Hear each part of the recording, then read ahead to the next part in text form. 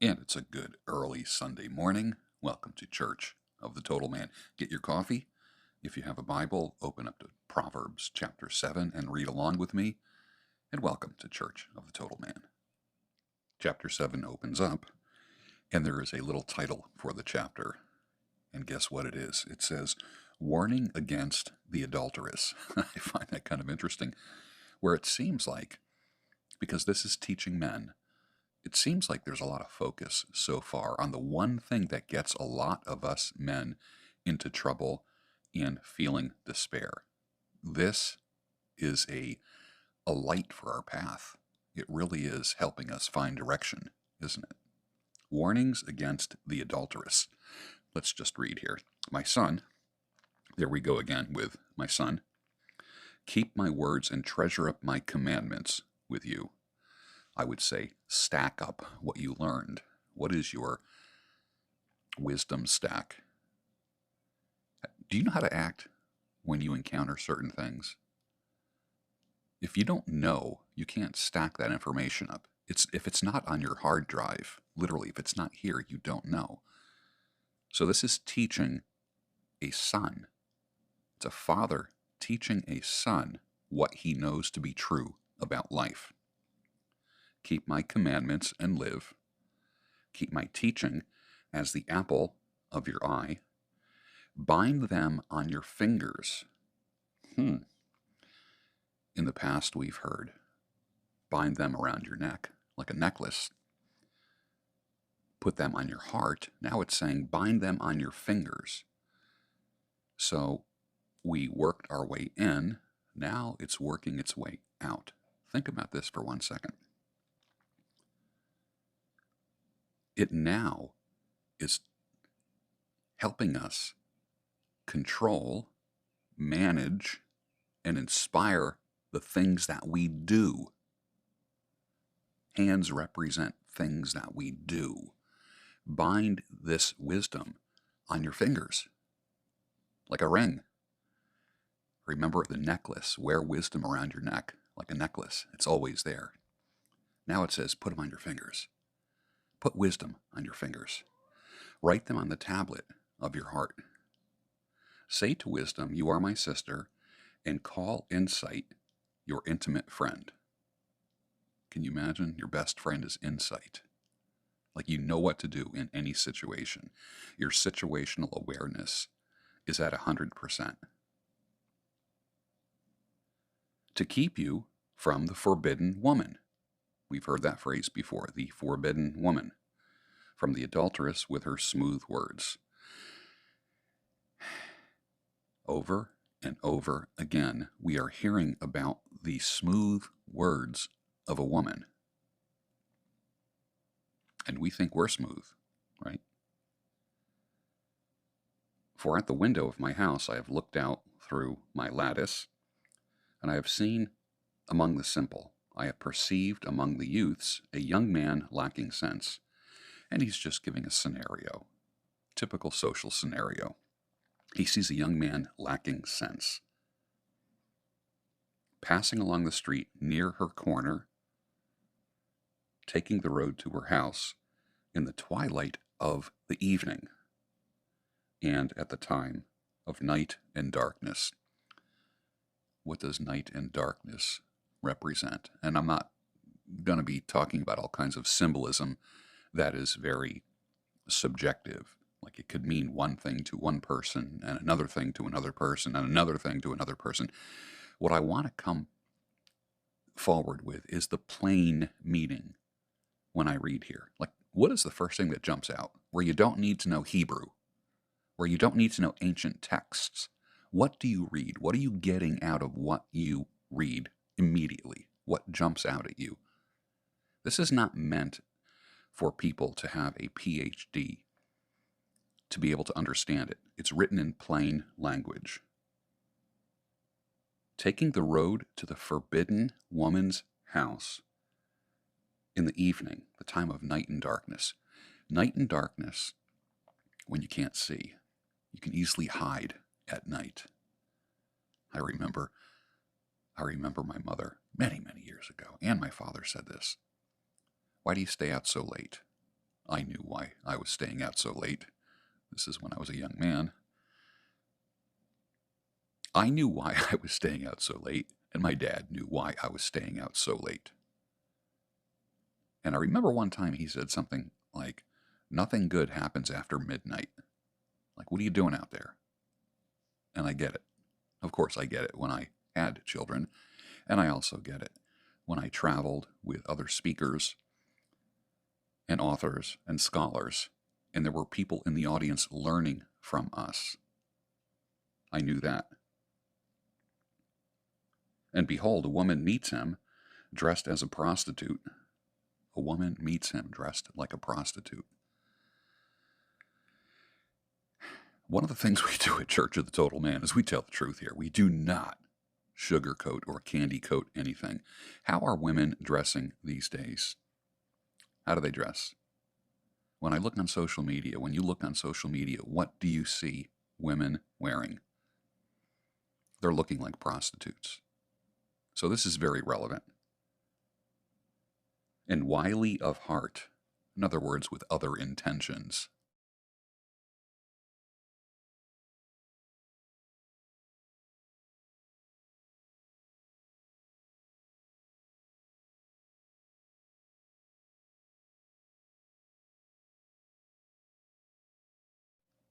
Women dress a certain way and adorn themselves in such a way that's intentional. We might not be intentional in the way that we dress, but women certainly do. Women take time to get ready, don't they?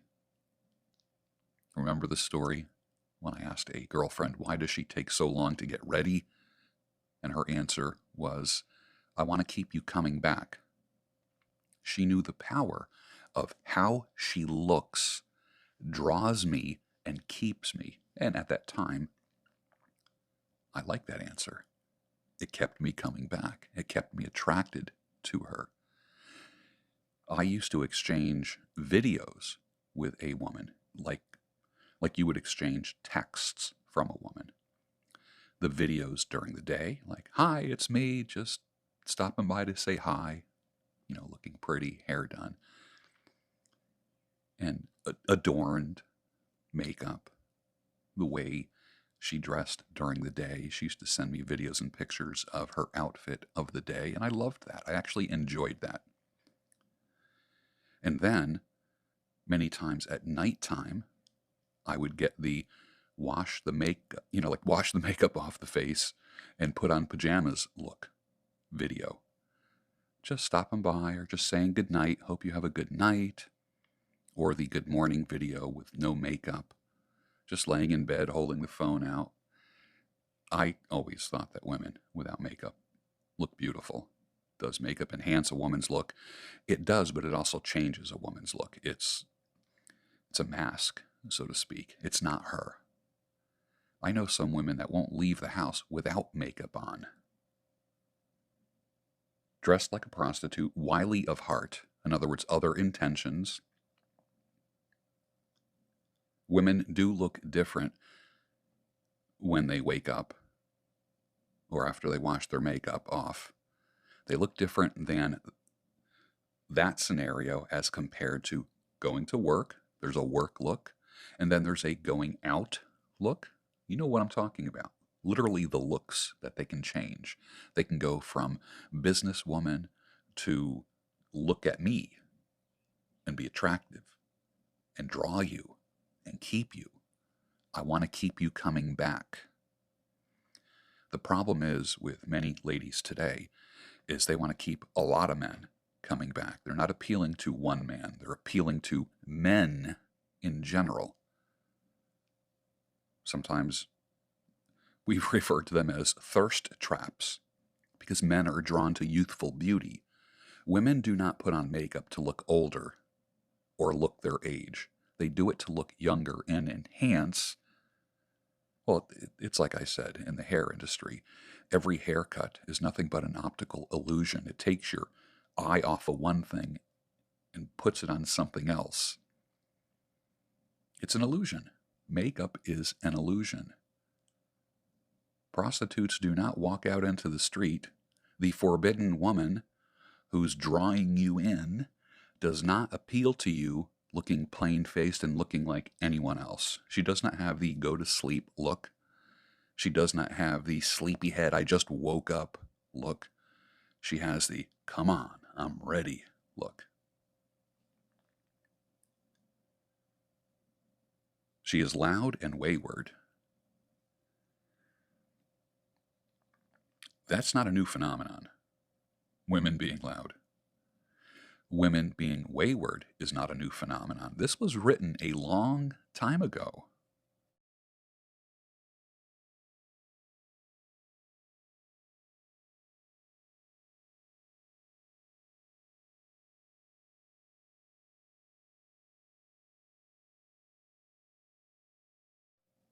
Wayward meaning off the path of righteousness. Her feet do not stay at home. Now in the street, now in the market, and at every corner, she lies in wait. Women do that now. Women do not dress to attract or keep their one man, their husband or boyfriend, attracted. When a woman puts herself in a certain type of clothing, makeup, the way she wears her hair, it's to attract. It's like dropping a drag net while you're fishing versus just putting a worm on a hook and casting it out to catch one fish. Women now dress for 100 men. They dress for the eyes of 100 men, not for one man. They don't dress, in other words, I remember I had a girlfriend once that would say, I just got my hair done, or I just got my nails done, and show it to me and say, I hope you like it. And I do have to say that it made me feel like it was for me. It was for me. Like, what color do you like? Like she would ask.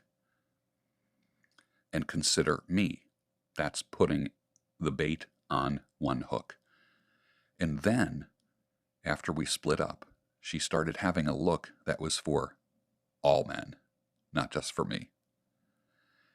And she was wily.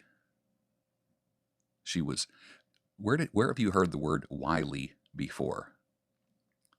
Without a solid man, a solid good man in a woman's life, a woman can be wily. Where have you heard the word? In the cartoons, right? Wile E. Coyote. Remember that?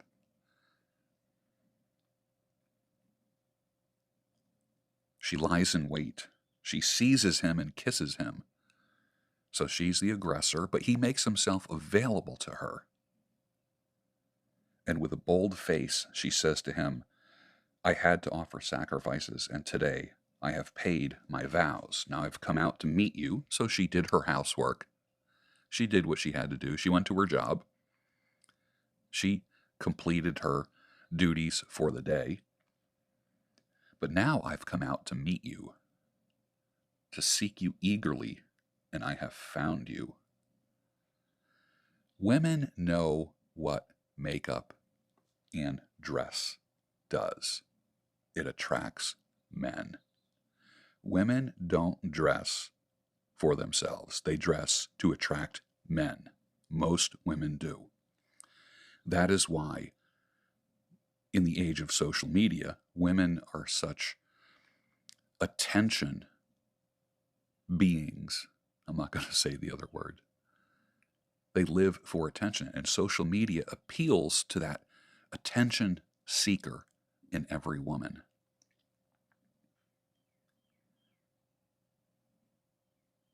I have spread my couch with coverings, colored linens from Egyptian linen. I have perfumed my bed with myrrh, aloe, and cinnamon.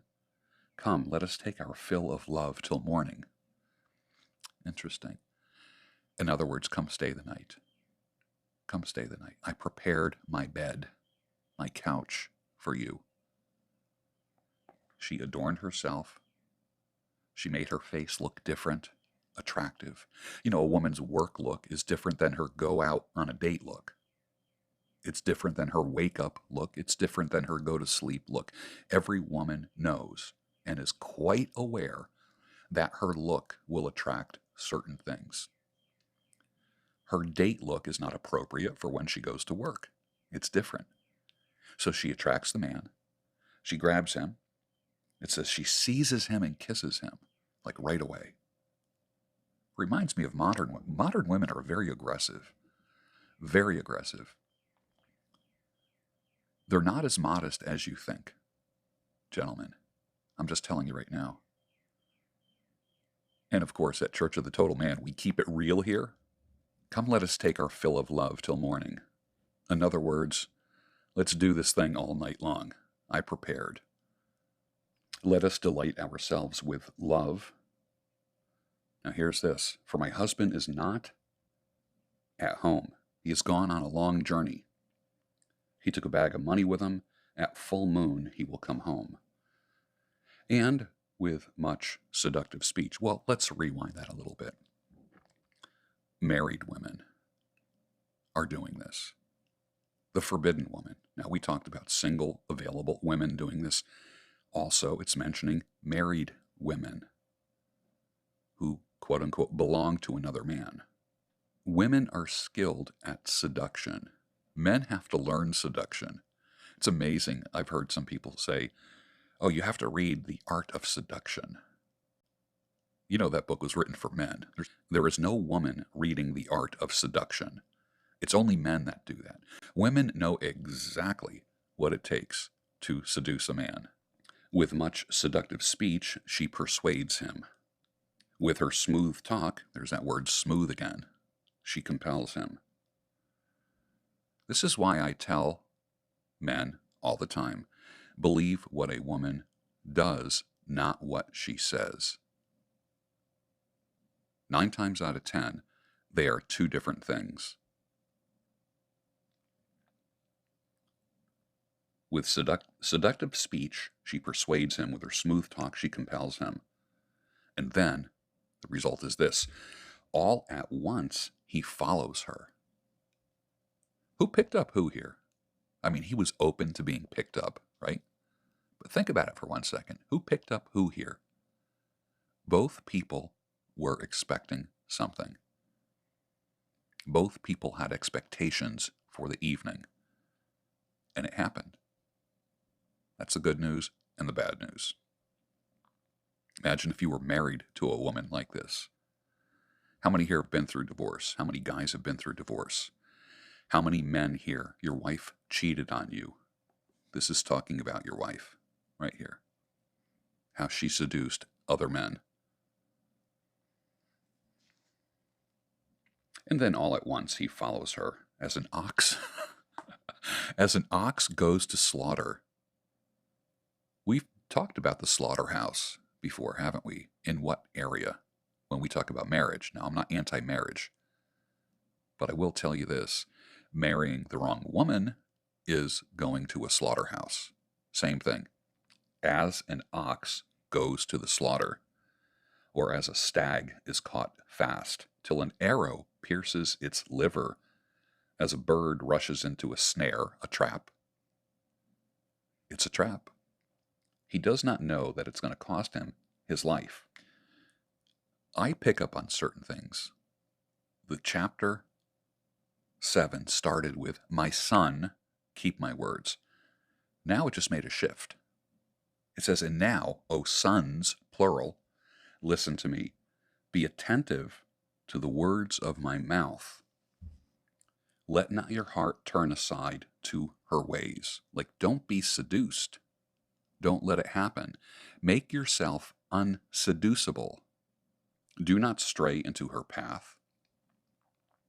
For many a victim has she laid low. That's a nice way of saying it. And all her slain are a mighty throng. In other words, there's a trail of bodies behind her. Does that sound familiar?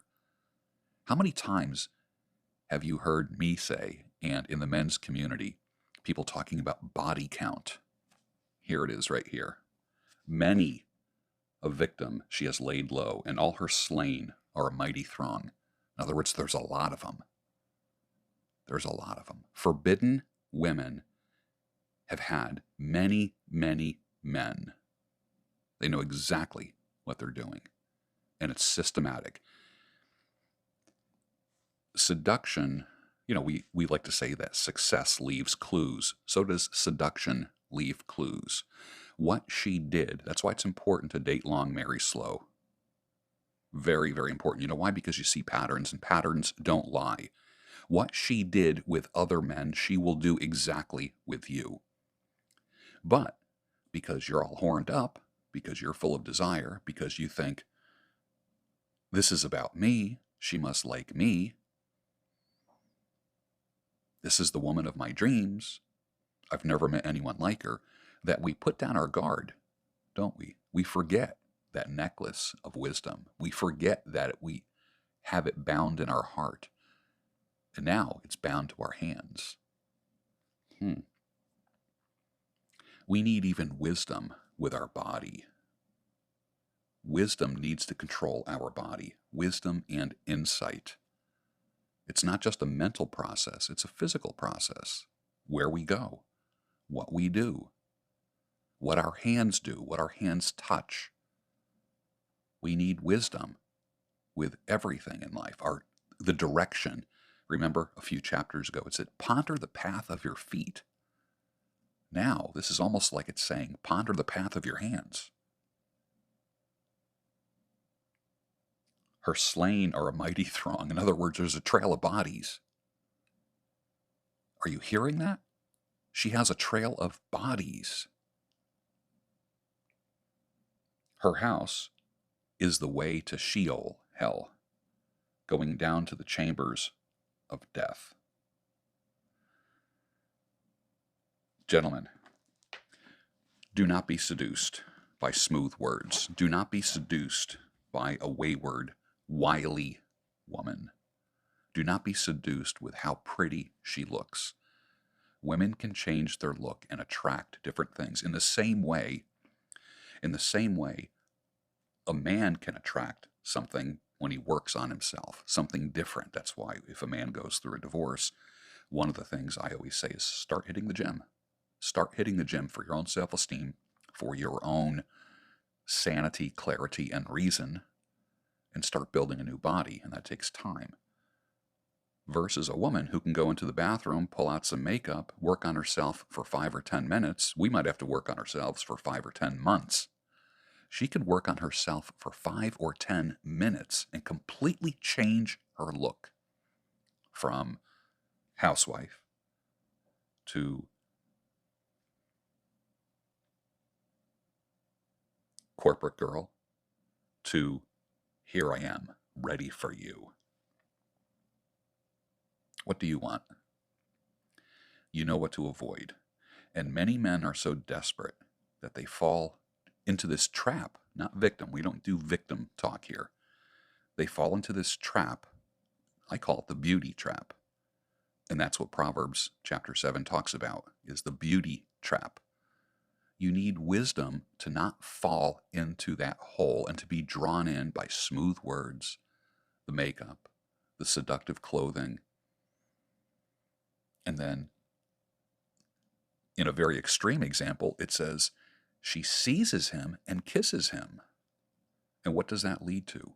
A trail of bodies. Dude, if it happened to 100 other guys before you, if it happened to 5 guys before you, it doesn't matter. It happened to other men before you. And one of the biggest lies that we tell ourselves as men is this: I am different. Sir, you are not different. You have the same vulnerabilities and weaknesses that all of those slain men had, who were lured in to the smooth words of the wily woman. I hope you learned something today on Church of the Total Man. Pray this prayer as you're taking your walk. Lord Jesus Christ, Son of God, have mercy on me, a sinner. And I'll see you next week on Church of the Total Man as we go through Proverbs chapter 8. I'll put links below so you can get yourself a hardcover book, a Bible. You can pretty much just kind of split the book in the middle and you're going to find Proverbs. There it is. What is this? Proverbs chapter 11.